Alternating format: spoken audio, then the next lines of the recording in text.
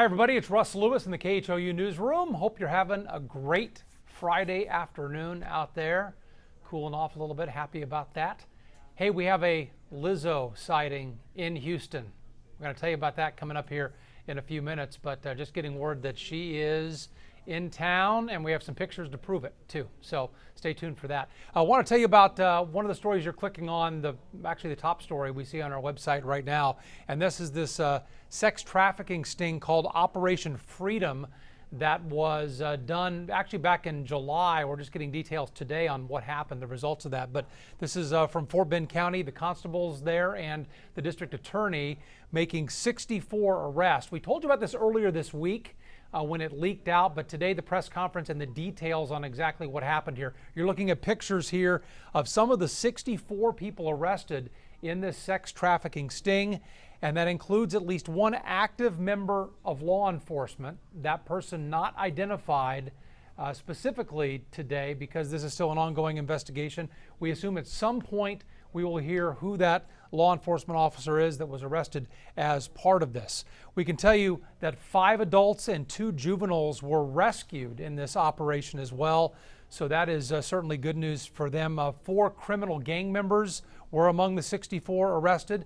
A variety of charges here, including prostitution charges, narcotics, fraud, and several others here the DA was talking about. The lead prosecutor in this case talked a little bit during this press conference today about how some of these victims are recruited. And she was basically saying that that this recruitment is happening in plain sight because these traffickers are using social media, and they are good at it to recruit these people. So things like Facebook, but also Instagram, Kik, WhatsApp, other messaging apps, they use to recruit and groom these young people to be trafficked and then participate in these prostitution rings that are pretty prevalent around here in Houston. So good news that that some people have been rescued here, 7 people, and that a lot of people are off the streets who are doing this in our community. Full story on our website there if you want to read more about it. A lot more details there that we don't have time to get into right now, but you can check that out on khou.com. The other big story you're clicking on today that we see, and we were in court for this today, that 18-year-old mother, Janelle Vasquez, appearing in court on child endangerment charges. And we told you about the story back on Wednesday afternoon, just incredibly sad. An 18-month-old, a boy, her son, run over and killed in a parking lot of an apartment complex on Tierwester. And prosecutors took a look at some surveillance video from this, and what it showed, they say, it showed the mom walking through that parking lot and 2 children chasing after, but they were very far behind, and they say she was negligent for not waiting for them to catch up with her. It was her toddler, that 18-month-old son, and then her 3-year-old nephew as well. Well, somebody backing out of that parking lot hit and killed that 18-month-old. We're hearing that the driver may face charges at some point here in this case as well, but that has not happened yet. But the prosecutor's saying they felt that they had to file charges in this case because the mom just didn't really do anything to make sure that those children were okay running behind her. She just kind of left them behind to be vulnerable in that parking lot to unfortunately what ended up happening, that one child getting hit. Prosecutor also pointing out that Janelle Vasquez is young and she won't necessarily go to prison for this. That's not the only option for prosecutors and the judge in this case, but also pointing out it's very early in this case, so we don't know what's going to happen yet, but there may be some sort of deferred adjudication, probation, something like that here as well. But there are charges, a felony charge for this 18-year-old in court this morning. So more on that as well coming up on the 411 today on the TV side. We'll have that at 4 o'clock. Right now, let's check the weather, and we're all looking forward to the weekend, of course. Will there be more rain? I'll tell you, Erika, we had a pretty good little thunderstorm at my house late last night, and then it was gone just like that. Yeah, the thunderstorms we saw yesterday, they're pretty minimal, but what we're tracking right now, still scattered showers. That's going to be the main case that we'll see today. Most of the showers will be very isolated, but we could have a brief heavy downpour at times that are definitely possible. So notice most of the rain that we're tracking. You know what? One moment, guys. Hey, guys, I'm on a Facebook Live. Sorry, it's really loud. Okay, thank you. There was like a million conversations going on. I couldn't hear myself. Okay, so most of the activity that we're seeing right now, it's south of I-10 at the moment. So notice a few thunderstorms, which actually brought in some water spouts, pretty awesome photos we have on KHOU on Facebook right now and on Twitter of the water spouts. They didn't move on shore, so good news for that. But again, a few brief heavy downpours, non-severe storms at the moment.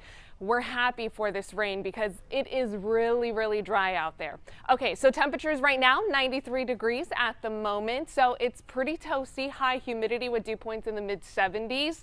Of course, that makes it feel like we're in the triple digits. But the criteria that we're seeing right now is actually under heat advisory criteria. So we're not officially under a heat advisory. That could change as we head into this weekend, though. So notice current temperatures right now, low 90s, Conroe, Bush 93, Columbus still in the triple digits at the moment. They're the only ones so far this Friday that they've seen triple digit temperatures at the moment. But feel like temperatures as high as 109 degrees at Sugar Land, feeling like 107 in Pearland. So that's why you still need to stay hydrated.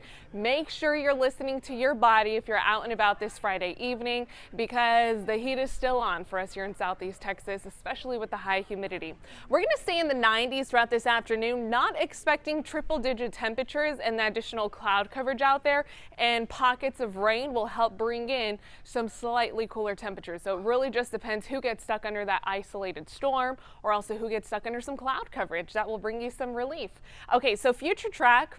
This is our short-term resolution model. It keeps all of the rain chances very, very isolated. So do not, get upset if you don't get any rain. Rain chances are a 30 to 40% chance. Brief heavy downpours, quickly dying out. That's all we're going to get also as we head into the weekend. Isolated sea breeze showers, keeping it at a 30% chance of rain. Temperatures will range still in the mid to upper 90s for this afternoon. Okay, good news. Reporting still tropics are very quiet. No development expected within the next 2 to 5 days. So good news there as we get closer to peak hurricane season, which is officially September 10th. So your 7-day outlook, I think the majority of what you need to know is that we have a daily rain chance, isolated sea breeze showers with a persistent south wind in place. We're not going to be stuck under the center of a ridge of high pressure, so we're not talking excessive heat. As of right now, all of our temperatures stay under the triple digit mark, but feels like temperatures will be still in the triple digits. So just listen to your body, enjoy the little bit of rain that we have, but also keep in mind that it's still pretty hot out there if you're out and about throughout this weekend. Russ? All right, Erika, thank you. I'm just reading some of your comments here. You're writing in on Facebook today, responding to some of the stories we talked about a minute ago. So I want to say hello to Dee. Dee loves talking about monitoring everything that her kids do to make sure they're safe. Lena brought up an interesting point here, and we appreciate it, Lena. You said, talking about the sex traffickers who were arrested, accused sex traffickers, you said it's not only social media where these young women are recruited and groomed. She says that these guys are also watching teenagers outside of schools and other areas. And a lot of women are attracted to the U.S. for work and then find out once they get here, they're going to be used for prostitution as well. And that is a big problem. I'm going to guess that some of the charges that we're going to see out of this case today involve women like that who were trafficked from another country to the U.S. as well. And let's see, I'm looking at comments here from Kimberly, from Cheryl. I think Cheryl kind of sums it up. How can so many people agree to such a horrible thing to harm so many people? So that's a good question, Cheryl. It's hard to believe that it happens, but it happens a lot here in Houston, and good the law enforcement is out there at least making an attempt to catch some of these people doing it and rescue some of the people who are trapped in these situations. All right, as promised, Lizzo is here in Houston. If you're a fan of her music, then you're probably excited to hear that. You know, she went to University of Houston, and she was in the band there, and that's where she visited today. Let's see the pictures. Yes, there she is with the band. This was just what, Chloe, 40, 45, 40 minutes ago. This was posted. So, and did University of Houston post this? Yes, one of their Twitter pages. One of their Twitter pages. Okay, so the university. But they retweeted and. It's been retweeted a lot, I'm sure. Verified information. Yes. We are verifying that Lizzo is in Houston. Verified. She's here. So this is just, again, within the last hour, these pictures were posted. Don't know exactly how long ago they were taken, but sometime today. And I don't know if you're on campus there or nearby. You think you see somebody walking by who looks a lot like Lizzo? It is, probably. Why not? Say hi. Take a picture. Send it to us. We'd love to see it. But she's blown up. She's a big-time star now. And she's a coug, too. So that's cool. All right, we'll be back on the TV side here coming up in just about an hour and a half for a Friday edition of the 411. Sherman in for Erika today. Erika is with us as well. I'm Russ Lewis. We hope to see you then on the TV side. Thanks for joining us on all of our digital platforms today. Have a great weekend. Stay safe, and we'll see you soon.